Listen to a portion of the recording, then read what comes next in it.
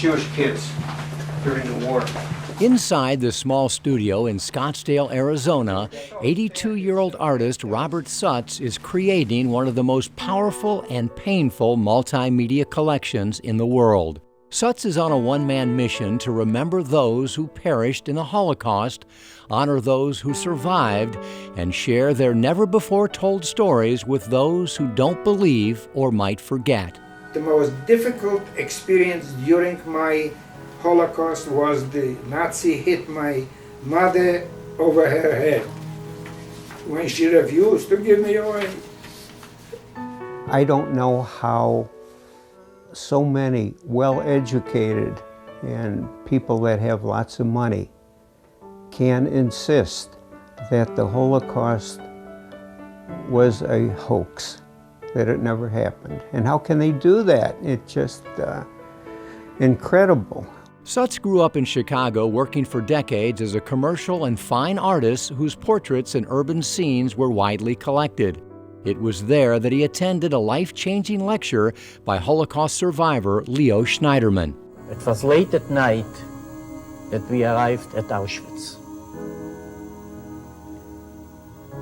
When we came in, the minute the gates opened up, we heard screams, barking of dogs, and everything went so fast, left, right, left. Men separated from women, children torn from the arms of mothers. My mother ran over to me and grabbed me by the shoulders, and she told me, "Leibele, I'm not going to see you no more." Sutz's father lost his entire family in the Holocaust, and Schneiderman's words ignited a dormant desire to find survivors, preserve their stories, and create what he calls irrefutable proof of life, a life mask, something he first experienced as a 13-year-old boy. I went to an exhibit at the Chicago Public Library, and in the exhibit they had a life mask of Abraham Lincoln. And when I came and looked at that exhibit, something clicked in my head. I thought, God, this was taken from life. And it kind of almost gave me a chill.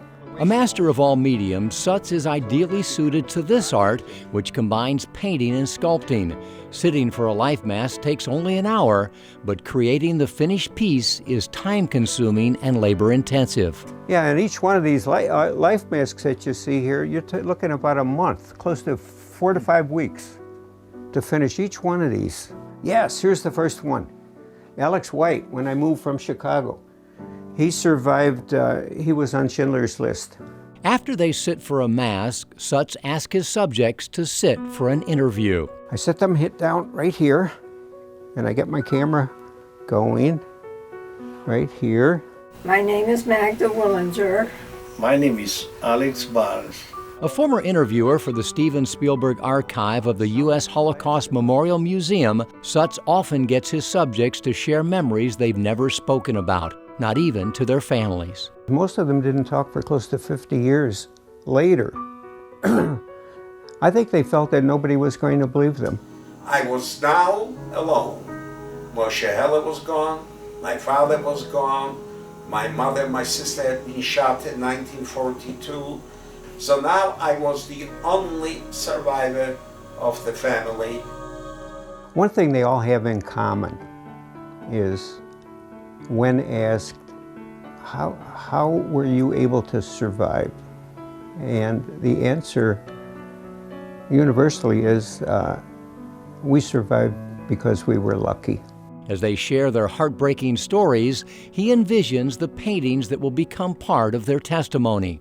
I am so anxious to sit down and really paint these horrific, unbelievable scenes that I think more about trying to create an art piece out of it.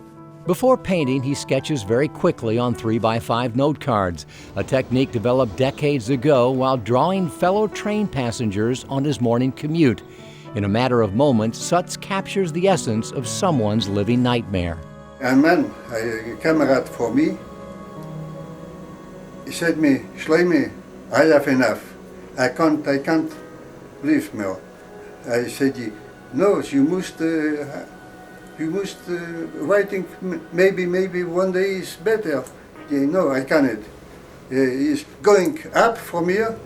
He's going of the electric. 3 seconds is dead. Like this is the one where they said they would get up in the morning for roll call, which was called a PAL, and this one morning they would count off every 10th man, and they would have a dog kill him. Sutz has thousands of sketches representing millions of lives lost in unimaginable ways, eyewitness accounts from those who were there. The best sketches are turned into quick pastel paintings that allow Sutz to refine the color and composition before beginning the final oil painting. This is a preacher that was found out that he was protecting a Jewish family in his basement. The final paintings are impressionistic glimpses of the nightmares that have haunted survivors for a lifetime. It seems that the best paintings I have done are ones that they're like a quick impression, the first impression that I have, and they're bold and they are kind of abstract patterns. Sutz lives modestly on a fixed income, and this project is totally self-funded.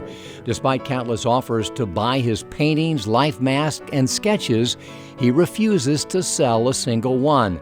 He's determined to keep the collection together and hopes it ends up in a major museum, irrefutable evidence of one of the darkest chapters in human history. It's certainly hard to understand. I don't know if anybody can understand how this happened. But it happened. It's not the retirement Bob Sutz imagined. It's not the kind of art this quiet, peaceful man is drawn to by nature. But it is the legacy he believes he's destined to leave behind. A messenger of sorts for beautiful people filled with horrific memories. Documentation for those who don't believe, and a painful reminder to those who might forget.